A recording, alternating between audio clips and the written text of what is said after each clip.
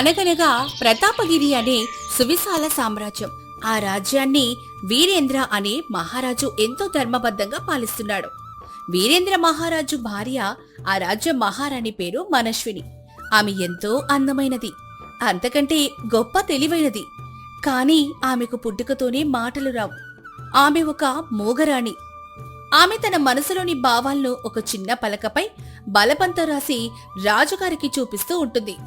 ఆమె మూగది కావడం వల్ల రాజ్యంలోని కొందరు అధికారులు, ముఖ్యంగా మహామంత్రి కుటిలాక్ష ఆమెను చాలా చులకనగా చూస్తుంటారు. ఒకరోజు ఉదయం రాజసభ ప్రారంభానికి ముందు మహారాజు వీరేంద్ర మరియు మహామంత్రి కుటిలాక్ష మాత్రమే సభలో ఉంటారు. జయము జయము మహారాజా. తమరు ఏమీ అనుకోనంటే నా మనసులో ఉన్న ఒక చిన్న అనుమానాన్ని మీ ముందు ఉంచుతాను ప్రభు. మీరు ఈ ప్రతాపగిరి సామ్రాజ్యానికి సార్వభౌములు. కాని మీ పక్కన అర్ధాంగిగా కూర్చునే మహారాణి మనస్విని గారికి కనీసం మాట్లాడే శక్తి కూడా లేదు. సభలో ఏదైనా క్లిష్టమైన సమస్య వచ్చినప్పుడు ఒక రాణిగా ఆమె మీకు ఎలా సలహా ఇవ్వగలరు ప్రభు? ఒక మూగరాణి ఈ రాజ్యానికి ఏ విధంగా ఉపయోగపడుతుంది అన్నదే నా ఆవేదన దొర. మహామంత్రి గారు, పెదవులు కదిలితేనే ఆలోచనలు ఉన్నట్లు కాదు. మాట్లాడే శక్తి లేకపోయినా మనస్విని ఆలోచనా విధానం చాలా పదునైనది. ఆమె కళ్ళు ఈ రాజ్యంలో జరిగే ప్రతి అణువును గమనిస్తుంటాయి. ఒకరు తెలివితేటలను వాళ్ల మాటల శబ్దాన్ని బట్టి కాకుండా వాళ్ల మౌనంలో ఉన్న లోతును బట్టి అంచనా వెయ్యాలి. నా రాణి పలక మీద రాసే ఒక్కో అక్షరం 100 మంది పండితుల మాటలతో సమానం. ఆమె గురించి మీకెలాంటి అపోహలు అవసరం లేదు. చిత్తం మహారాజా, మీ నమ్మకమే ఈ రాజ్యానికి రక్ష. కాని సమయం వచ్చినప్పుడు మాటల బలం ఏమిటో, మౌనం వల్ల వచ్చే నష్టం ఏంటో మీకే తెలుస్తుంది ప్రభు. నేను మీ మంచి కోరి చెబుతున్నాను. వారలా మాట్లాడుకుంటూ ఉండగానే సభలోకి కోశాగార రక్షకుడైన ధనుంజయ, రాజశిల్పి అయిన విశ్వనాథులను బంధించి తీసుకొని సేనాపతి హడావిడిగా అడుగు పెడతాడు. ఇద్దరి ముఖాల్లో కంగారం, కోపం కనిపిస్తూ ఉంటాయి. మహారాజా, ఘోరం జరిగిపోయింది ప్రభు. మన ప్రతాపగిరి సామ్రాజ్యానికి ప్రాణప్రదమైన మీ తాత ముత్తాతల నాటి సూర్యకిరణ్ అనే అమూల్యమైన వజ్రాల హారం కోశాగారం నుండి దొంగలించబడింది ప్రభు. ఆ హారం విలువ ఈ రాజ్య సగభాగంతో సమానం. ఏమిటి? సూర్యకిరణ్ హారం దొంగలించబడిందా? మన కోశాగారం 7 ఇనుప తలుపుల అవతల వందలాది భటుల కాపలా మధ్య ఉంటుంది కదా. అక్కడికి దొంగలు ఎలా వెళ్లారు? సేనాపతి, మరి వీళ్ళిద్దరిని ఎందుకు బంధించి తీసుకువచ్చావు? మహారాజా, ఆ కోశాగారం తలుపులకు ఎలాంటి పగుళ్ళూ లేవు. తాళాలు విరగ్గొట్టిన ఆనవాళ్లు కూడా లేవు. అంటే ఆ గదిలోకి వెళ్లే అధికారం ఉన్నవారు లేదా గది తాళాలు ఉన్నవారు మాత్రమే ఈ దొంగతనం చేసి ఉండాలి. ఆ ఇనుప తలుపుల తాళం చెవులు కేవలం 3 దగ్గర మాత్రమే ఉంటాయి. ఒకటి మీ దగ్గర, రెండవది కోశాధికారి ధనుంజయ గారి దగ్గర, ఇక మూడవది గత వారం కోశాగారం తలుపులు మరమ్మతులు చేయడానికి వెళ్లిన ఈ రాజశిల్పి విశ్వనాథ్ దగ్గర. ఈ దొంగతనం వీళ్ళిద్దరిలో ఎవరో ఒకరు మాత్రమే చేసి ఉండాలి ప్రభు. మహారాజు కోపంగా వారిద్దరి వైపు చూస్తాడు. సభలోకి అప్పుడే మహారాణి మనస్విని వస్తుంది. ఆమె చేతిలో ఎప్పటిలాగే పలక, బలపం ఉంటాయి. ఆమె నెమ్మదిగా నడుచుకుంటూ వచ్చి రాజుగారి పక్కన ఉన్న తన సింహాసనంపై కూర్చుంటుంది. సభలో జరుగుతున్న దాన్ని అత్యంత నిశితంగా గమనిస్తుంటుంది. ధనుంజయ, విశ్వనాథ్, మీ ఇద్దరిలో ఆ ద్రోహి ఎవరు? రాజవంశపు ప్రతిష్టను మట్టిలో కలిపిన ఆ రాక్షసుడు ఎవరు? నిజం చెప్పండి. మహారాజా, నేను మీ తండ్రి గారి కాలం నుండి ఈ కోశాగారానికి రక్షకుడిగా ఉన్నాను. ఇన్నేళ్లలో ఒక్క రాగి నాణెం కూడా నేను ముట్టుకోలేదు ప్రభు. నా నిజాయితీ ఈ లోకానికి తెలుసు. కాని ఈ విశ్వనాథ్ గత వారం మరమ్మత్తుల పేరుతో లోపలికి వెళ్ళాడు. ఆ సమయంలో వాడు ఆ ఇనుప తలుపులకు నకిలీ తాళం చెవి తయారు చేసి ఉంటాడు ప్రభు. వాడొక సామాన్య శిల్పి. వాడికి ఆభరణాలు, వజ్రాలు చూసేసరికి దురాశ పుట్టి రాత్రికి రాత్రి ఈ దొంగతనాన్ని చేసి ఉంటాడు. నన్ను నమ్మండి ప్రభు, వీడే ఆ దొంగ. అయ్యో దేవుడా, ఎంతటి ఘోరమైన నింద నా మీద వేశారు కోశాధికారి గారు. మహారాజా, నేను పేదవాడిని కావచ్చు, పూరి గుడిసెలో బతుకుతూ ఉండవచ్చు. కాని నేను కష్టాన్ని నమ్ముకున్న శిల్పిని దొర, దొంగను కాదు. నేను తలుపుల మరమ్మత్తులు చేసిన మాట వాస్తవమే. కాని ఆ సమయంలో నాతో పాటు 10 మంది కాపలాదారులు అక్కడే ఉన్నారు. నేను నకిలీ తాళం చెవి ఎలా తయారు చేయగలను ప్రభు? అసలు దొంగ ఈ ధనుంజయ గారే ప్రభు. నిన్న రాత్రి ఆయన జూదంలో పెద్ద మొత్తం ఓడిపోయారని, అప్పుల వాళ్ళు ఆయన ఇంటి ముందు గొడవ చేశారని ఊరంతా చెప్పుకుంటున్నారు. ఆ అప్పులు తీర్చడానికి వీరు ఆ ఆహారాన్ని దొంగలించి ఆ నెపాన్ని నా మీదకు నెడుతున్నారు దొర. ఏయ్, నోరుమొయ్ విశ్వనాథ్, ఒక సామాన్య శిల్పివి రాజ్య కోశాధికారినైన నా మీదే నిందలు వేస్తావా? మహారాజా, జూదం ఆడటం నా వ్యక్తిగత విషయం. కాని దానికోసం నేను రాజద్రోహానికి పాల్పడతాను అని వీడు కల్పించి చెబుతున్నాడు. వీడి మాటలు నమ్మకండి ప్రభు. మహారాజా, కోశాధికారి ధనుంజయ గారు చెప్పేదే నిజమనిపిస్తోంది దొర. ఒక సామాన్య శిల్పికి బుద్ధి చంచలంగా ఉంటుంది. ధనుంజయ గారు పెద్ద వంశం నుండి వచ్చినవారు. వారు ఇలాంటి నీచమైన పని చెయ్యరు. ఈ విశ్వనాథునే శిక్షించాలి దొర. మంత్రిగారు, పెద్ద వంశంలో పుడితే తప్పులు చెయ్యరా అయ్యా? పేదవాడికి ఆకలి ఉంటుంది కాని అత్యాస ఉండదయ్యా. ధనుంజయ గారు కోశాగారం లోపలికి ఏ సమయంలో అయినా వెళ్ళగలరు. ఆయన రాత్రిపూట ఎవరూ చూడకుండా వెళ్లి ఆ ఆహారం తీసుకుని ఉంటారు. దయచేసి సరైన విచారణ జరిపించండి మహారాజా. ఇద్దరి వాదనలు బలంగానే ఉన్నాయి. ఇద్దరి దగ్గర తాళాలు ఉన్నాయి. ఇద్దరికి అవకాశాలు ఉన్నాయి. సరైన సాక్ష్యం లేకుండా నేను ఒకరిని నిందితుడిగా ఎలా ప్రకటించగలను? ఎవరిని శిక్షించినా అది ధర్మం తప్పుతుంది. ఈ చిక్కుముడిని ఎలా విప్పాలి? మహారాజు అలా ఆలోచిస్తూ ఉండగా పక్కనే ఉన్న మహారాణి మనస్విని తన చేతిలో ఉన్న పలకపై వేగంగా ఏదో రాస్తుంది. రాసిన తర్వాత సభ అందరి దృష్టి తన వైపు మళ్లేలాగా తన కాలి అందెలను గట్టిగా నేలకేసి తడుతుంది. అందరూ ఆశ్చర్యంగా రాణి వైపు చూస్తారు. ఆమె తన పలకను రాజుగారికి చూపిస్తుంది. మహారాజా, మీరు అనుమతిస్తే ఈ సూర్యకిరణ్ వజ్రాల హారం దొంగతనాన్ని నేను విచారిస్తాను. దొంగను ఈ రోజే ఈ సభలోనే పట్టి చూపిస్తాను. మహారాజా, ఏమిటిది? ఒక మూగరాని విచారణ చెయ్యటమా? సభలో అందరినీ ప్రశ్నించి వాదనలు విని తీర్పు చెప్పాల్సిన స్థానంలో మాటలు రాని రాణిగారు ఎలా న్యాయం చేయగలరు? ఇది సభా మర్యాదలకు విరుద్ధం ప్రభూ. మహామంత్రిగారు, సభా మర్యాదలు నాకంటే మీకు ఎక్కువ తెలుసా? రాణిగారికి పెదవుల మీద మాట లేదు కాని పలక మీద అక్షరం ఉంది. ఆమె అక్షరమే ఆమె గొంతు. నా రాణి అడిగిన తరువాత ఆమెకు ఈ అవకాశం ఇవ్వడం నా ధర్మం. మనస్విని, ఈ విచారణ ఇక నీ చేతుల్లోనే ఉంది. నీ పలక మీద నువ్వు ఏమి రాస్తే దాన్ని నేను శాసనంగా చదువుతాను. ముందుకు సాగు. మహారాణి మనస్విని ముఖంలో ఒక ఆత్మవిశ్వాసం కనిపిస్తుంది. ఆమె ఇద్దరు నిందితులను, ధనుంజయ మరియు విశ్వనాథులను నిశ్చితంగా గమనిస్తుంది. ఇద్దరి కళ్లల్లోనూ భయం ఉంది. ఆమె వెంటనే తన పలక మీద సుదీర్ఘంగా ఒక సందేశం రాసి మహారాజు చేతికి ఇస్తుంది. సభాసదులారా, ఇద్దరు నిందితుల వాదనలు నేను విన్నాను.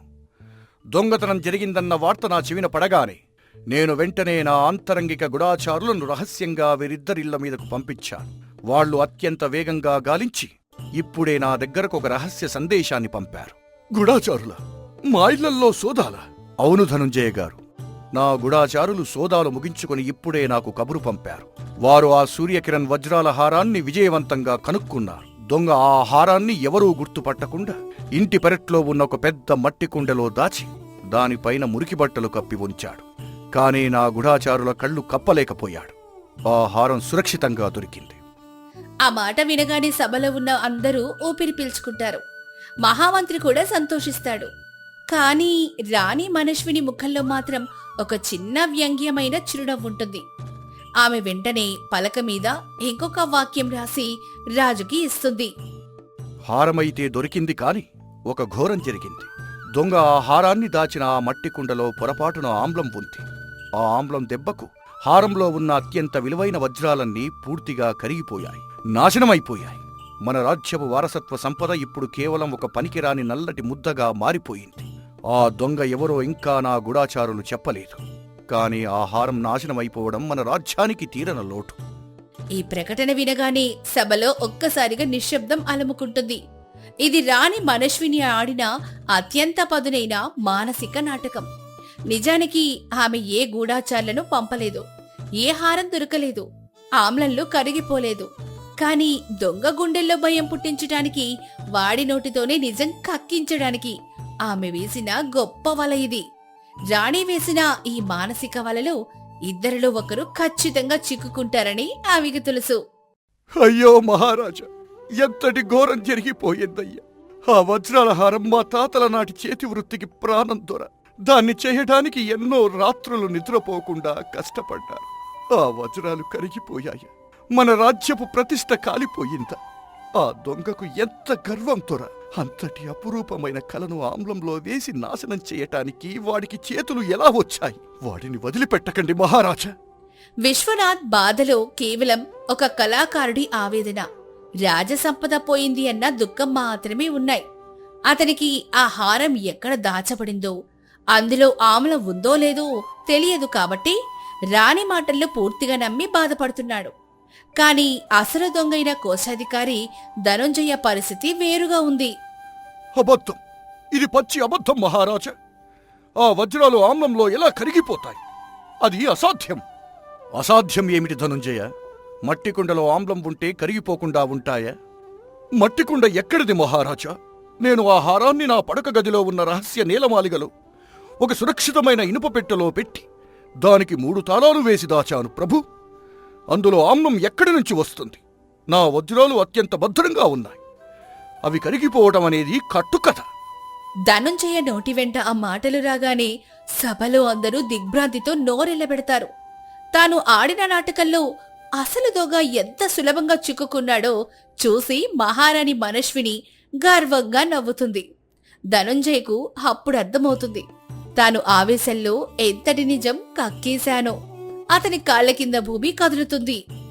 ఓరి దేవుడా, ధనుంజయ, ఏమి కూశావురా నువ్వు? నీ దొంగతనాన్ని నీ నోటితోనే ఒప్పేసుకున్నావా? దొరికిపోయావురా ద్రోహి! నీ పడక గదిలో ఇనుప పెట్టెలో దాచావా? అంటే ఆ హారాన్ని దొంగలించింది నువ్వే అన్నమాట.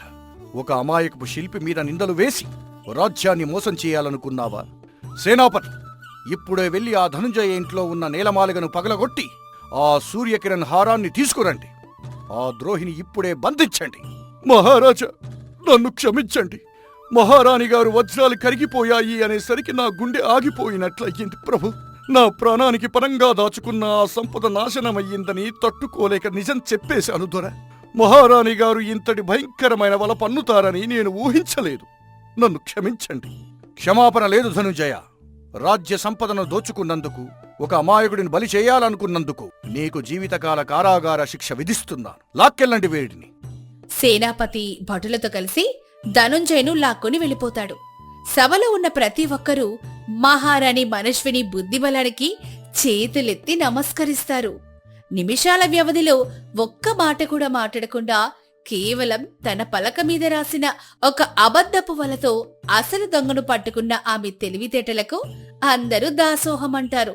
చూశారా మహామంత్రి గారు, మీరు ఏ మూగరాణి అయితే న్యాయం చేయలేదని ఎగతాళి చేశారో అదే రాణి ఈ రోజు తన మౌనంతోనే ఒక అద్భుతమైన తీర్పును చెప్పింది. కత్తికి ఉండే పదును కంటే బుద్ధికి ఉండే పదును ఎంత గొప్పదో ఈ రోజు నా మనస్విని నిరూపించింది.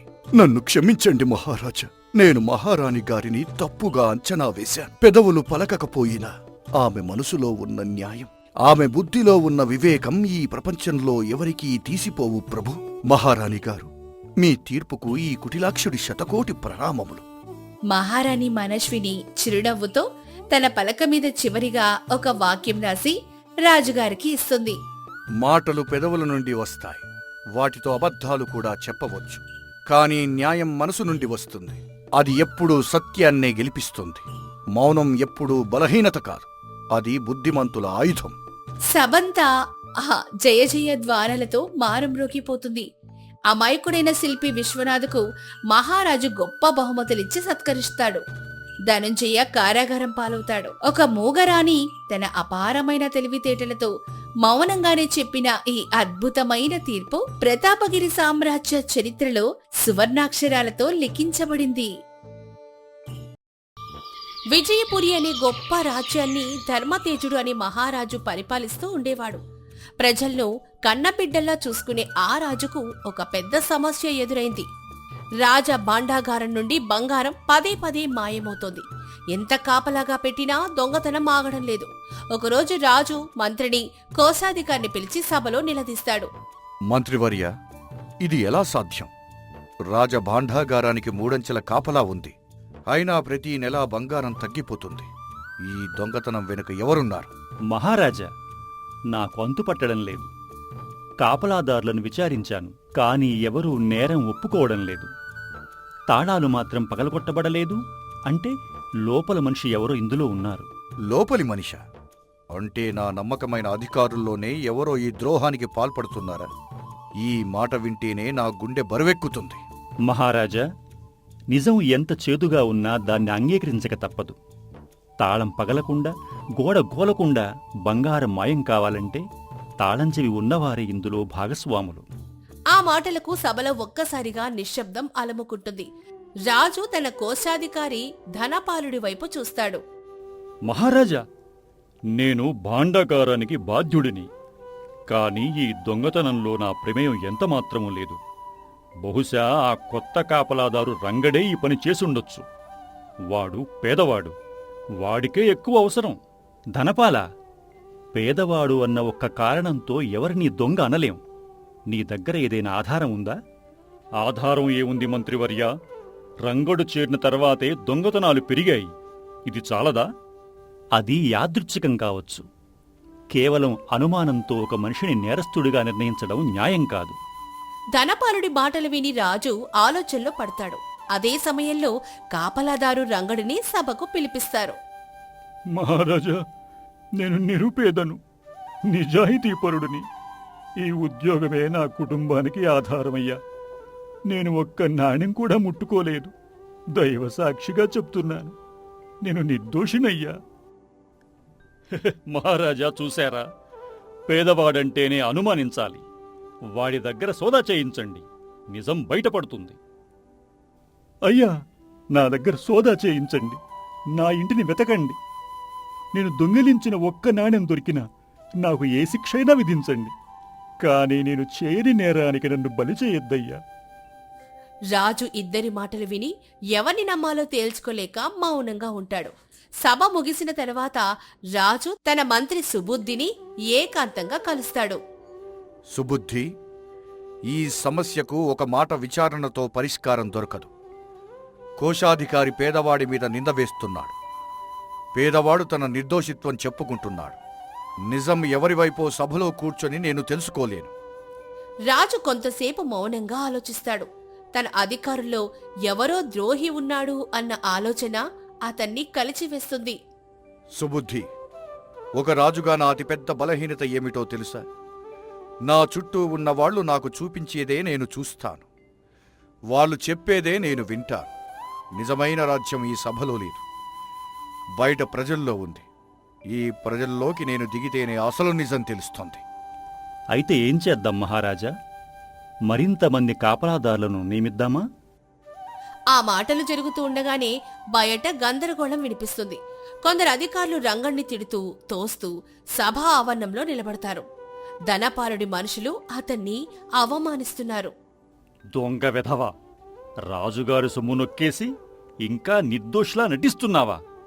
నీలాంటి పేదవాళ్లకు నీతి ఎక్కడిది? అయ్యా, నేను దొంగను కాదు, దైవ సాక్షిగా చెప్తున్నాను. నన్ను ఎందుకిలా అవమానిస్తున్నారు? నా కుటుంబాన్ని ఎందుకు రోడ్డును పడేస్తారు? ఈ దృశ్యం చూసిన రాజు మనసు కలిచివేయబడుతుంది. రంగడి కళ్లల్లోని నిజాయితీ, అతని ఆవేదన రాజుకి అనుమానం కలిగిస్తాయి. ఈ మనిషి కళ్లల్లో అపరాధ భావం లేదు, కేవలం ఆవేదన మాత్రమే ఉంది. నిజమైన దొంగ ఇంత ధైర్యంగా దైవసాక్షిగా మాట్లాడలేడు. ఇక్కడ ఏదో మోసం జరుగుతుంది. అసలు నిజం తెలుసుకోవాల్సిందే. ఆపండి! ఒక మనిషిని నేరం రుజువు కాకుండా అవమానించే అధికారం ఎవరికీ లేదు. రంగడిని వదలండి, నేనే స్వయంగా ఈ నిజాన్ని తేలుస్తాను. సభ ముగిసిన తర్వాత రాజు తన మంత్రి సుబుద్ధుణ్ణి ఏకాంతంగా కలిసి ఒక నిర్ణయం వెల్లడిస్తాడు. కాదు సుబుద్ధి, కాపలా పెంచితే దొంగ జాగ్రత్త పడతాడు. నేను ఒక నిర్ణయం తీసుకున్నాను. ఈ రహస్యాన్ని నేనే స్వయంగా కనిపెడతాను. రాజుగా కాదు, ఒక సామాన్య దొంగగా. దొంగగానా? మహారాజా, ఇది చాలా ప్రమాదకరం. మీ ప్రాణానికే హాని జరగవచ్చు. మీరు రాజు, మీ స్థానం సింహాసనం, వీధులు కావు. ప్రజల కోసం ఈ మాత్రం ప్రమాదం భరించలేనివాడు రాజు కావడానికి అర్హుడు కాదు. నగరంలో ఒక దొంగల ముఠా ఉందని విన్నాను. ఆ ముఠాలో చేరితేనే అసలు సూత్రధారి ఎవరో తెలుస్తుంది. నేను లేననే సంగతి ఈ రాజ్యంలో నీకు, నాకు తప్ప ఎవ్వరికీ తెలియకూడదు. మహారాజా, మీ నిర్ణయం మార్చుకోమని ఎంత ప్రాధేయపడినా వినరని నాకు తెలుసు. కాని ఒక్క మాట, ఏదైనా ప్రమాదం ముంచుకొస్తే నాకు సైగ చేయడానికి ఒక మార్గం ఏర్పాటు చేసుకోండి. మీ క్షేమమే ఈ రాజ్యానికి క్షేమం. నీ ప్రేమకు కృతజ్ఞుణ్ణి సుబుద్ధి. భయపడకు, న్యాయం నా వైపు ఉన్నప్పుడు భయం దేనికి? ఆ రాత్రి రాజు తన రాజవస్త్రాలు విడిచి చిరిగిన బట్టలు ధరించి ముఖానికి దుమ్ము పూసుకొని తలకు ఒక మాసిన గుడ్డ చుట్టుకొని ఒక సామాన్య దొంగలా మారిపోతాడు. తన రూపం చూసుకొని తానే ఆశ్చర్యపోతాడు. ఎవరు గుర్తుపట్టలేని ఆ వేషంలో రాజమందిరం వెనక ద్వారం నుంచి బయటకొచ్చి నగరం వీధుల్లోకి అడుగు పెడతాడు. నా జీవితంలో మొదటిసారి రాజమందిరం దాటి ఇలా ఒంటరిగా వీధుల్లో తిరుగుతున్నాను. ఈ చీకటి సందుల్లోనే అసలు నిజం దాగి ఉంది. ఇన్నాళ్ళు నేను సింహాసనం మీద కూర్చొని విన్నది ఒక లోకం, ఈ వీధుల్లో ఉన్నది మరో లోకం. దొంగల ముఠాను ఎలాగైనా కనిపెట్టాలి. మొదటి రాత్రి రాజు నగరమంతా తిరుగుతాడు. కాని ఏ ఆధారం దొరకదు. అలసిపోయి ఒక సత్రలో తలదాచుకుంటాడు. తెల్లవారుజామున రహస్యంగా రాజభవనానికి తిరిగొచ్చి పగలంతా విశ్రాంతి తీసుకుని మళ్లీ రాత్రి బయలుదేరడానికి సిద్ధమవుతాడు. ఈసారి సత్రంలో కొందరు మనుషులు మాట్లాడుకుంటున్న మాటలు అతని చెవిన పడతాయి. ఈ మధ్య నగరంలో దొంగతనాలు ఎక్కువయ్యాయట. రాత్రులు ఒంటరిగా తిరగడం ప్రమాదమట. అవును, పాతమిల్లు దగ్గర ఏదో ముఠా తిరుగుతోందని విన్నాను. అటువైపు వెళ్ళొద్దని అందరూ చెప్పుకుంటున్నారు. ఈ మాటలు విన్న రాజు మరుసటి రాజు రాత్రి ఆ పాడుబడిన మిల్లు వైపు బయలుదేరుతాడు.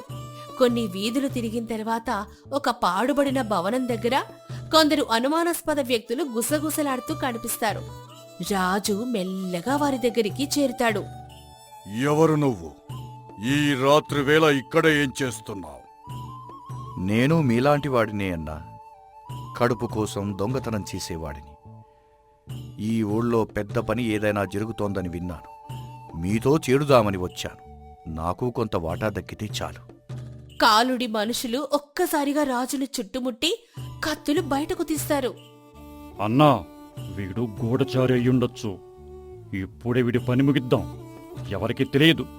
చంపాలంటే చంపండి, కానీ ఒక పని మనిషిని చంపే ముందు వాడి విలువ తెలుసుకోవటం తెలివైన వాడి లక్షణం. నేను గూఢాచారి అయితే ఒంటరిగా ఆయుధం లేకుండా మీ గుహలోకి వస్తానా? ఒకసారి ఆలోచించండి. ఆగండి! వీడి ధైర్యం చూశారా? వనకడం లేదు. మామూలు మనిషి ఇలా ఉండడు. విడిచిపెట్టండి, మాట్లాడుతాం. నీ గురించి మాకేం తెలియదు. ఎవరో ఒకరు వచ్చి చేరిపోతే ఎలా? నువ్వు గూఢాచారివి కావని ఏమిటి నమ్మకం? అన్నా, గూఢాచారినైతే ఇలా ఒంటరిగా ఆయుధం లేకుండా మీ దగ్గరికి వస్తానా? నన్ను ఒకసారి పరీక్షించండి. ఏ పని చెప్పినా చేస్తాను. నమ్మకం కుదిరాకే వాటా అడుగుతాను. సరే అయితే ఈ ఎదురింటి వ్యాపారి దుకాణం నుండి ఒక మూట సరుకు ఎత్తుకురా. చెయ్యగలిగితే నువ్వు మనవాడివే. చెయ్యలేకపోతే ఇక్కడి నుండి ప్రాణాలతో వెళ్ళలేవు. ఇది నిజమైన దొంగతనం చెయ్యమంటున్నారు. రాజుగా నేను దీన్ని అనుమతించలేను. కానీ నమ్మకం పొందకపోతే అసలు రహస్యం బయటపడదు. ఏదైనా ఉపాయం ఆలోచించాలి. రాజు తెలివిగా ఆ వ్యాపారి దగ్గరికెళ్లి రహస్యంగా తన అసలు పరిచయం చెప్పి ఒక మూటను అరువుగా తీసుకుని దాని విలువను తర్వాత చెల్లిస్తానని మాటిస్తాడు. ఆ మూటను తెచ్చి కాలుడి ముందు పెడతాడు. భలే చురుకైన వాడివి. ఒక్క శబ్దం కూడా చెయ్యకుండా పని ముగించావు. సరే, ఈ రోజు నుండి నువ్వు మన ముఠాలో ఒకడివి. రాజు ధైర్యం, మాట తీరు చూసి కాలుడికి నమ్మకం కుదురుతుంది. ఆ భవనం లోపల కూర్చుని మాట్లాడుతుండగా రాజుకు అసలు విషయం మెల్లగా బయటపడుతుంది. వినుమిత్రమా, మనం మామూలు దొంగలం కాదు.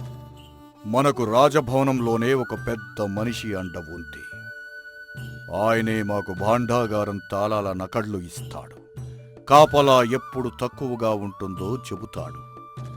మనం బంగారం దొంగిలిస్తే అందులో సగం ఆయనకు చేరుతుంది. అబ్బో, రాజభవనంలోనే మనిషి ఉన్నాడా? ఆయన ఎవరో అంత పెద్ద మనిషి. అది రహస్యం మిత్రమా. కానీ నీకు చెప్పడంలో తప్పు లేదులే. ఆయన రాజుగారి కోశాధికారి ధనపాలుడే. ఆయన తెలివి వల్లే ఇన్నాళ్ళు మనం దొరక్కుండా ఉన్నాం. నింద మాత్రం ఆ పేద కాపలాదారు రంగడు మీద పడేలా చేశాడు. ఆ రంగడు ఎవరో పాపం, నిజంగా దొంగతనం చేయకుండానే నిందపడుతున్నాడా? అవును మిత్రమా, వాడొక అమాయకుడు, నిరుపేద. ఉన్న ఉద్యోగం ఊడిపోతే వాడి కుటుంబం రోడ్డున పడుతుంది. ధనపాలుడు తెలివిగా అన్ని ఆధారాలు వాడి వైపు తిప్పాడు. రాజు కూడా వాడినే అనుమానిస్తాడట.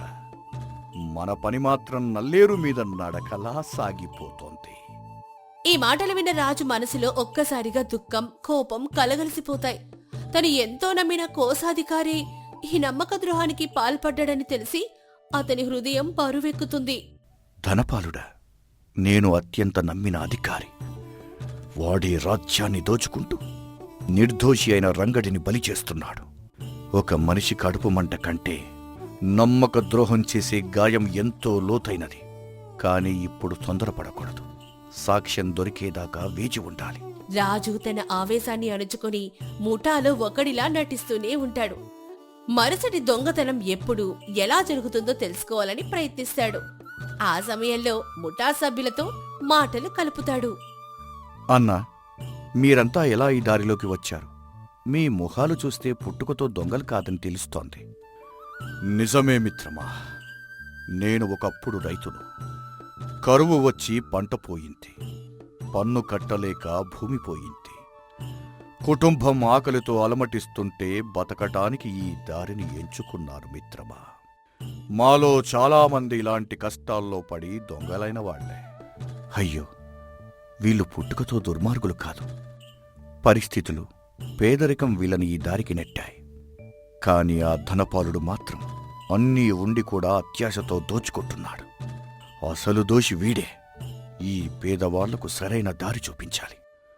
ఈ ధనపాలుడు మాత్రం మమ్మల్ని పావులుగా వాడుకుంటున్నాడు. పెద్ద వాటా ఆయనే తీసుకుంటాడు. ప్రమాదం మాత్రం మాది. కాని ఆయన అండలేకపోతే మేము భాండాగారం దరిదాపులకు కూడా వెళ్ళలేం. అందుకే తప్పని పరిస్థితి. అర్థమైందన్నా. మరి తర్వాతి పని ఎప్పుడు? నేను చేయగలుపుతాను. రేపు అమావాస్య రాత్రి ఆ చీకటిలో ధనపాలుడు భాండాగారం తలుపులు తెరిచి ఉంచుతాడు. కాపలాదారులను వేరే వైపు మళ్లిస్తాడు. మనం లోపలికి వెళ్లి బంగారం మూటలు ఎత్తుకొస్తాం. నువ్వు మాతోరా, నీ వాటా నీకు దక్కుతుంది. మంచిదన్నా. మరి కాపలాదారులు అడ్డొస్తే ఏం చేయాలి? పట్టుబడితే? ఈ చింత నీకొద్దు. ధనపాలుడు అన్నీ ఏర్పాటు చేస్తాడు. ముఖ్య కాపలాదారులను ఆ రాత్రి వేరే పనికి పంపేస్తాడు. మనకు అరగంట సమయం దొరుకుతుంది. ఆ లోపు 3 మూటలు ఎత్తుకొని వెనుక సందు నుండి మాయమవ్వాలి. ఎవరూ చప్పుడు చెయ్యకూడదు. దీపం వెలిగించకూడదు. అర్థమైందన్నా. 3 మూటలు, వెనుక సందు. చప్పుడు లేకుండా నేను సిద్ధం. సరిగ్గా ఆ సమయంలోనే ముఠాలోని మరో దొంగ రాజును అనుమానంగా పరిశీలిస్తాడు. రాజు చేతులు, మాట తీరు సామాన్య దొంగలా లేవని గమనిస్తాడు. కాలన్నా, వీడి చేతులు చూడు ఎంత మెత్తగా ఉన్నాయో. కష్టపడేవాడి చేతులు ఇలా ఉండవు. వీడు ఎవడో మనకు తెలియదు. నాకేదో అనుమానంగా ఉంది. అన్నా, నేను ఇన్నాళ్ళు ధనవంతుల ఇళ్లలో పనివాడిగా ఉండి దొంగతనం చేసేవాడిని. అందుకే చేతులు మెత్తగా ఉన్నాయి. కష్టం కాదు, తెలివితో దొంగతనం చేయటం నా పద్ధతి. అనుమానమైతే మీ ముందే ఏ పనైనా చేసి చూపిస్తాను. చూశావా, వీడికి తెలివి ఎక్కువ. వదిలే, వీడు మనవాడే. రేపటి పనిలో వీడి తెలివి మనకు చాలా ఉపయోగపడుతుంది. సరే అన్నా, రేపు రాత్రి తప్పకుండా వస్తాను. ఆ రాత్రి రాజు రహస్యంగా రాజభవనానికి తిరిగొచ్చి మంత్రి సుబుద్ధుణ్ణి కలుస్తాడు. సుబుద్ధి, నిజం బయటపడింది. ఈ దొంగతనాల వెనుక ఉన్నది కోశాధికారి ధనపాలుడే. వాడే దొంగల ముఠాకు తాళాల నకడ్లు ఇస్తున్నాడు. రంగడి మీద నింద వేస్తున్నాడు. ధనపాలుడా? మీరు అంతగా నమ్మిన మనిషా? ఇది నమ్మశక్యంగా లేదు మహారాజా. నేను అదే బాధపడుతున్నాను సుబుద్ధి. కాని నా చెవులతో నేనే విన్నాను. మనొక పని చేద్దాం. ధనపాలుడు రాసే భాండాగారం లెక్కల పుస్తకాలను రహస్యంగా పరిశీలిద్దాం. వాడు లెక్కలు ఎలా తారుమారు చేశాడో అందులో దొరుకుతుంది. రాజు, మంత్రి కలిసి భాండాగారం లెక్కల పుస్తకాలను రహస్యంగా పరిశీలిస్తారు. ధనపాలుడు బంగారం లెక్కలను తెలివిగా మార్చి తక్కిన బంగారాన్ని కరిగిపోయిందని, ఎలుకలు తినేశాయని రకరకాల అబద్ధాలు రాసినట్లుగా బయటపడుతుంది. మహారాజా, ఇదిగో చూడండి. ప్రతి అమావాస్య తర్వాతే లెక్కలు తగ్గాయి. వాడు ఎంత తెలివిగా అబద్ధాలు రాశాడో. ఇది ఒక్కరోజులో జరిగింది కాదు, నెలల తరబడి సాగిన దోపిడి. అవును సుబుద్ధి, ఇప్పుడు నాకు పూర్తి సాక్ష్యం దొరికింది. కాని వాడిని అడ్డంగా పట్టుకుంటేనే ఎవరూ ప్రశ్నించలేరు. రేపు అమావాస్య రాత్రి వాళ్ళు మళ్లీ దొంగతనం పథకం వేశారు. ఈసారి వాళ్లను చేతులారా పట్టుకుందాం. నీవు రహస్యంగా కొందరు నమ్మకమైన భటులను సిద్ధం చెయ్యి. నేను సైగ చేసేదాకా ఎవరూ కదలకూడదు. అలాగే మహారాజా, మీ పథకం ప్రకారమే నడుచుకుంటాను. కాని మీ క్షేమం గురించి నాకు భయంగా ఉంది. న్యాయం కోసం నిలబడేవాడికి దైవమే రక్ష సుబుద్ధి. భయపడకు. మరుసటి రోజు రాజు మళ్లీ సామాన్యుడి వేషంలో రంగడి ఇంటి వైపు వెళ్తాడు. రంగడి నిజస్వరూపం తెలుసుకోవాలని అతని ఉద్దేశం. ఆ చిన్న గుడిసె ముందు రంగడు తల పట్టుకొని కూర్చొనుంటాడు. అన్నా, ఎందుకింత దిగులుగా ఉన్నావు? ఏమైందన్నా? ఏం చెప్పను అయ్యా, నేను చేయని దొంగతనం నేరం నా మీద పడింది. రాజుగారి భాండాగారం నుంచి బంగారం పోతే నన్ను అనుమానిస్తున్నారు. నేను నిజాయితీగా కాపలా కాశాను, కాని ఎవ్వరూ నమ్మడం లేదు. ఈ నింద భరించలేక చస్తే బాగుండనిపిస్తోంది. అలా అనుకొన్నా, నిజం ఎప్పటికైనా బయటపడుతుంది. నువ్వు నిజంగా దొంగతనం చేయలేదా? దైవసాక్షిగా చెప్తున్నానయ్యా, నేను ఒక్క నాణ్యం కూడా ముట్టుకోలేదు. నా పేదరికమే నా నేరమైంది. ఆకలితో ఉన్నా సరే ఇతరుల సొమ్ము ముట్టుకోకూడదని మా నాన్న నేర్పాడు. ఆ మాటికి నా జీవితంలో నేను పాటించే ధర్మం. రంగడి మాటల్లోని నిజాయితీ, అతని కంట్లోని నీరు చూసి రాజుకి పూర్తి నమ్మకం కలుగుతుంది. ఇతను నిర్దోషి అని అతని మనసు ఖాయం చేసుకుంటుంది. ఈ మనిషి మాటల్లో ఒక్క అబద్ధం కూడా లేదు. పేదరికంలో కూడా ఇంత నిజాయితీ ఉన్న మనిషిని నేను శిక్షించబోయాను. ఆ ధనపాలుడి నేరాన్ని ఎలాగైనా బయటపెట్టి ఇతని నిర్దోషిత్వం నిరూపించాలి. అమావాస్య రాత్రి రానే వస్తుంది. ఆకాశంలో చంద్రుడు లేడు. చిమ్మ చీకటి అలుముకుంది. దొంగల ముఠా భాండాగారం వైపు నిశ్శబ్దంగా బయలుదేరుతుంది. రాజు కూడా దొంగ వేషంలో వారితో కలిసి నడుస్తాడు. అతని నడుముకు ఒక కత్తి దాచుంది. మనసులో మాత్రం ఉత్కంఠం. భాండాగారం దగ్గర ధనపాలుడు ముందుగానే తలుపులు తెరిచి కాపలాదారులను దూరంగా పంపేస్తాడు. ఇదే ఆ క్షణం. ధనపాలుడు ఇక్కడ ఉన్నాడంటే వాడి నేరం స్వయంగా రుజువవుతుంది. మంత్రి భటులతో సిద్ధంగా ఉన్నాడు. సరైన సమయంలో సైగ చెయ్యాలి. తొందరపడితే అంతా చెడిపోతుంది. త్వరగా కానివ్వండి, కాపలాదారులను అటువైపు పంపాను. ఈ లోపు మూటలు ఎత్తుకొని మాయమవ్వండి. ఎవరికి అనుమానం రాకూడదు. సరే అయ్యా, ఈ కొత్తవాడిని కూడా తీసుకువచ్చాను. మంచి చురుకైన వాడు. ఎవడ్రా వీడు? కొత్త వాళ్లను నమ్మడం ప్రమాదకరం. ఒకసారి వీడి ముఖం చూపించు. ధనపాలుడు ఒక కాగడా వెలిగించి రాజు ముఖం వైపు చూపించబోతాడు. ఇంకొక క్షణంలో రాజు నిజరూపం బయటపడి ప్రమాదం. రాజు చొప్పున తల తిప్పుకొని చీకటి వైపుకి జరుగుతాడు. అయ్యా, ముఖం చూడడం ఎందుకు? సమయం వృధా అవుతుంది. కాపలాదారులు తిరిగొచ్చేలోపు పని ముగించాలి. నన్ను నమ్మండి, నా పని చూడండి. నిజమే, సమయం లేదు. సరే సరే కానివ్వండి, కాని జాగ్రత్త. దొంగలు బంగారు మూటలు ఎత్తుకోబోతూ ఉండగా రాజు తన నడుముకు దాచుకున్న కత్తి బయటకు తీసి పెద్ద గొంతుతో సైగ చేస్తాడు. ఆగండి, ఎవరు కదలొద్దు. ఎవడ్రా నువ్వు? నీకెంత ధైర్యం? మనవాడివనుకుంటే మనకే ఎదురు తిరుగుతావా? అదే క్షణంలో మంత్రి సుబుద్ధి నమ్మకమైన భటులతో భాండాగారాన్ని చుట్టుముడతారు. అన్ని వైపుల నుంచి కాగడాల వెలుగు భాండాగారాన్ని నింపేస్తుంది. దొంగలు పారిపోవడానికి ప్రయత్నిస్తారు. కాని భటులు అన్ని దారులు మూసేస్తారు. తప్పించుకునే మార్గమే లేదు. ఎవరూ కదలొద్దు. రాజభటులు మిమ్మల్ని చుట్టుముట్టారు. ఆయుధాలు కింద పడేయండి. కాగడాల వెలుగులో అంతా స్పష్టంగా కనిపిస్తుంది. రాజు ముఖంపై ఉన్న దుమ్ము, తలకు చుట్టిన గుడ్డ తీసేస్తాడు. అతని నిజరూపం చూసి దొంగలు, ధనపాలుడు హతాశలవుతారు. ఒక్క క్షణం ఎవ్వరికీ నోట మాట రాదు. మహారాజా, మీరు దొంగ వేషంలో? అవును ధనపాల, నీ నమ్మక ద్రోహాన్ని కళ్ళారా చూడడానికే నేను దొంగగా మారాల్సి వచ్చింది. నిన్ను నా కుడి భుజంలా నమ్మాను. ఈ రాజ్య సంపదకు నిన్ను కాపలాదారుగా నియమించాను. కానీ నువ్వు ఆ సంపదనే దోచుకుని ఒక నిర్దోషి అయిన పేదవాడిపై నింద వేశావు. అయ్యో, మనం దొంగలించింది రాజుగారి సొమ్మే అని తెలుసు. కాని ఆయననే మన మధ్యలో దొంగగా తిరుగుతాడని కలలో కూడా అనుకోలేదు. మనం దొరికిపోయాం. కాలా, నువ్వు నీ ముఠా వాళ్ళు దొంగతనం చేశారు. అది నేరమే. కానీ మీకు ఈ దారి చూపించింది, మిమ్మల్ని వాడుకుని రాజ్యాన్ని దోచింది ఈ ధనపాలుడే. అసలు దోషి వీడు. క్షమించండి మహారాజా, తనాశ నా కళ్ళు కప్పేసింది. నా తప్పు ఒప్పుకుంటున్నాను, నన్ను క్షమించండి. ధనాశ నీ కళ్ళనే కాదు, నీ మనస్సాక్షినే చంపేసింది ధనపాల. ఒక పేదవాడు కడుపు కోసం దొంగతనం చేస్తే అది తప్పు కావచ్చు. కాని అన్నీ ఉండి కూడా అధికారాన్ని అడ్డుపెట్టుకుని రాజ్యాన్ని దోచుకోవటం మహాపాపం. పైగా నీ పాపాన్ని నిర్దోషినెత్తిన రుద్దడం క్షమించరాని నేరం. ఒక నిజాయితీపరుడు బతుకును నాశనం చేయటానికి నీకు మనసు ఎలా వచ్చింది? నాకు సమాధానం లేదు మహారాజా. నా అత్యాశే నన్ను ఈ స్థితికి తెచ్చింది. ధనపాలుడు ఒక్క క్షణం ఆలోచించి తన దగ్గరున్న చివరి ఎత్తు వేయాలని చూస్తాడు. మహారాజా, నేను దోచుకున్న దానికి 10 మీకు తిరిగి ఇస్తాను.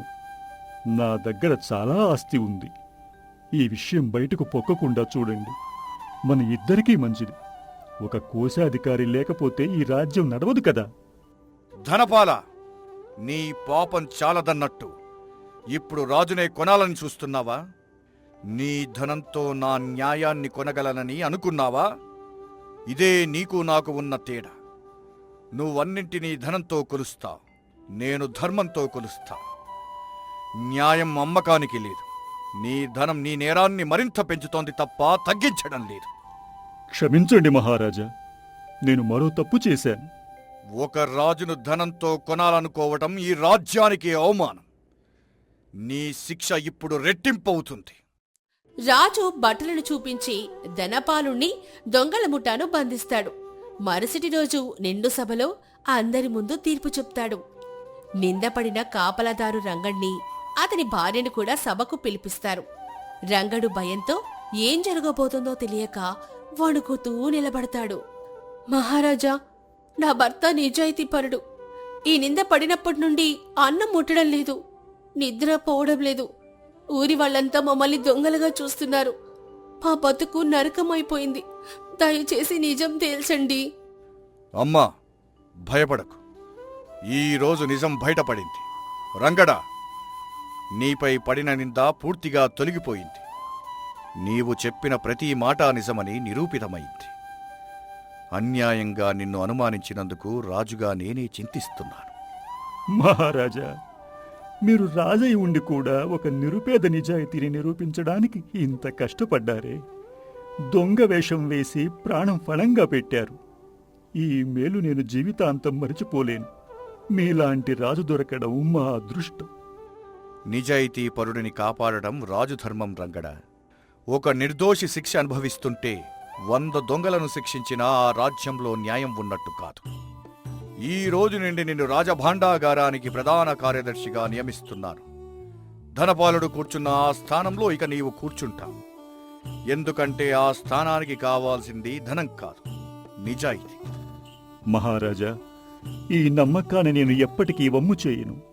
నా ప్రాణం పోయినా ఈ రాజ్య సంపదను నా సొంత కంటిలా కాపాడతాను. మహారాజా, నిన్నటిదాకా ఊరి వాళ్ళు మమ్మల్ని దొంగలుగా చూశారు. ఈరోజు మీరు నా భర్త నిజాయితీని నిరూపించి ఇంత పెద్ద పదవిచ్చారు. ఈ గౌరవం ముందు ఏ సంపద సరిపోదు. మీ రుణం ఎలా తీర్చుకోవాలో తెలియడం లేదు. అమ్మా, రుణమేమీ లేదు. ఒక నిర్దోషి గౌరవాన్ని కాపాడడం రాజుగా నా బాధ్యత. మీరు ఆనందంగా ఉండడమే నాకు కావలసింది. ఈ వార్త రంగడి ఊరికి చేరుతుంది. నిన్నటిదాకా అతన్ని దొంగగా చూసిన ఊరివాళ్లు ఇప్పుడు అతని నిజాయితీకి సిగ్గుపడి గర్వపడతారు. ధనపాల, నీవు రాజ్యం నుండి దోచుకున్న బంగారమంతా తిరిగి చెల్లించాలి. నీ ఆస్తులన్నీ స్వాధీనం చేసుకుని ఆ సొమ్మును రాజ్యంలో పేదలకు పంచుతాను. నీకు నీ ముఠాకు తగిన శిక్ష చెరసాల. అత్యాశతో ఒకరి బతుకును నాశనం చెయ్యాలనుకున్న వారికి ఇదే గతి. రాజు దొంగల ముఠా వైపు తిరుగుతాడు.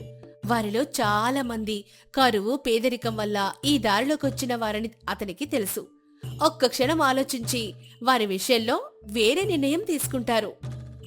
కాలా, నువ్వు నీ ముఠావాలు చేసింది నేరమే. కానీ మిమ్మల్ని ఈ దారికి నెట్టింది పేదరికం, ఆకలి అని నాకు బాగా తెలుసు. పుట్టుకతో మీరు దొంగలు కాదు. అందుకే మీకొక అవకాశం ఇస్తున్నాను. మీరు దొంగతనం వదిలి నిజాయితీగా బతకడానికి సిద్ధమైతే ఈ రాజ్యంలో మీకు భూమి, పని ఇస్తాను. కష్టపడి బతకండి, దొంగతనంతో కాదు. మహారాజా, మాలాంటి దొంగలను కూడా క్షమించి బతుకుదారి చూపిస్తారా? ఈ రోజు నుండి మేము దొంగతనం అన్న మాటే మర్చిపోతాం. మీ దయను జీవితాంతం గుర్తుంచుకుంటాం మహారాజా. మీకోసం మా ప్రాణమైనా ఇస్తాం. శిక్ష నేరస్తుణ్ణి మార్చాలి, నాశనం చెయ్యకూడదు. అదే నిజమైన న్యాయం. కానీ గుర్తుంచుకోండి, ఈ అవకాశం ఒక్కసారి. మళ్ళీ తప్పు చేస్తే క్షమాపణ ఉండదు. రాజు దయకు ముఠా సభ్యులంతా చలించిపోతారు. వారు ఆయుధాల కింద పడేసి నిజాయితీగా బ్రతుకుతామని మాటిస్తారు. సభలోని ప్రజలందరూ రాజు న్యాయబుద్ధిని, సాహసాన్ని కొనియాడతారు. మంత్రి సుబుద్ధి రాజు దగ్గరకొచ్చి గౌరవంగా మాట్లాడతాడు. మహారాజా, మీరు సింహాసనంపై కూర్చొని ఆజ్ఞలు ఇవ్వగలిగేవారు. కాని నిజం తెలుసుకోవడానికి దొంగ వేషం వేసి వీధుల్లో తిరిగారు. ఇలాంటి రాజు దొరకడం ఈ ప్రజల అదృష్టం. సుబుద్ధి, సింహాసనంపై కూర్చొని వినే మాటలు సగమే నిజం చెబుతాయి. నిజమైన నిజం ప్రజల మధ్యలో, వీధుల చీకట్లో దాగి ఉంటుంది. రాజు ఆ చీకటిలోకి దిగి వెతికితేనే అసలు సత్యం దొరుకుతుంది. ప్రజల కష్టం తెలియని మహారాజు న్యాయం చేయలేడు. మహారాజా, ఈ సంఘటన నాకు ఎన్నో పాఠాలు నేర్పింది. మనం ఎంత పెద్ద పదవిలో ఉన్నా ఒకరి మాట విని మరొకరిని తప్పుగా అంచనా వేయకూడదు. నిజమే సుబుద్ధి. ఈ సంఘటనలో నేను నేర్చుకున్న పాఠం ఏమిటంటే, అధికారం ఉన్నవాడిని గుడ్డిగా నమ్మకూడదు, పేదవాడిని గుడ్డిగా అవమానించకూడదు. నిజం ఎవరి మాటలోనూ ఉండదు, వారి పనుల్లోనే ఉంటుంది. ఈ ధనపాలుడి మాటలు ఎంత తీపిగా ఉన్నా పనులు మాత్రం చేదుగా ఉన్నాయి. ఆ రంగడి బతుకు ఎంత పేదదైనా సరే మనసు మాత్రం బంగారమంత స్వచ్ఛమైనది. మరుసటి రోజు రాజు నిండు సభలో ప్రజలందరినీ ఉద్దేశించి మాట్లాడతాడు. ప్రజలారా, ఈ సంఘటన నుండి మనమంతా ఒక పాఠం నేర్చుకోవాలి. ఈ రాజ్యంలో ఎవరి పదవి ఎంత పెద్దదైనా సరే వారు తప్పు చేస్తే శిక్ష తప్పదు. అలాగే ఎవరి బతుకు ఎంత చిన్నదైనా సరే వారు నిజాయితీపరులైతే వారికి తగిన గౌరవం దక్కుతుంది. ఈ రాజ్యంలో ధనం కాదు, ధర్మమే అత్యున్నతం. న్యాయం ముందు రాజు, పేదవాడు అందరూ సమానమే. రాజు మాటలకు సభంతా జయ జయ ధ్వానాలు చేస్తుంది. ప్రజలందరూ ధర్మతేజుడి న్యాయబుద్ధిని, సాహసాన్ని మనసారా కొనియాడతారు. ఆ రోజు నుంచి విజయపూర్లో దొంగతనాలు పూర్తిగా ఆగిపోతాయి. రంగడి నిజాయితీతో రాజ భాండాగారం భద్రంగా ఉంటుంది. ఒకప్పటి దొంగలు నిజాయితీగా బ్రతుకుతూ రాజు దయను తలుచుకుంటారు. చూశారా, ఒక మంచి రాజు తన ప్రజల కోసం ఎంతటి సాహసానికైనా సిద్ధపడతాడు. సింహాసనం మీద కూర్చొని వినే మాటలను గుడ్డిగా నమ్మకుండా నిజాన్ని స్వయంగా వెతికి తెలుసుకుంటాడు. అధికారం ఉన్నవారు దాన్ని దుర్వినియోగం చేస్తే ఎంత పెద్దవారైనా శిక్ష తప్పదు. నిజాయితీ ఎంత చిన్నదైనా చివరికి గెలుస్తుంది. నమ్మకద్రోహం ఎంత పెద్దదైనా చివరికి బయటపడుతుంది. మరో గొప్ప సత్యం ఏంటంటే, శిక్ష నేరస్తుణ్ణి నాశనం చేయడానికి కాదు, మార్చడానికి ఉండాలి. న్యాయం కోసం నిలబడే మనసే నిజమైన గొప్పతనం. ఈ కథలో మీకు బాగా నచ్చిన మలుపేది? మీకు ఏ సన్నివేశం బాగా నచ్చిందో వెంటనే కామెంట్ చేయండి. ధన్యవాదాలు.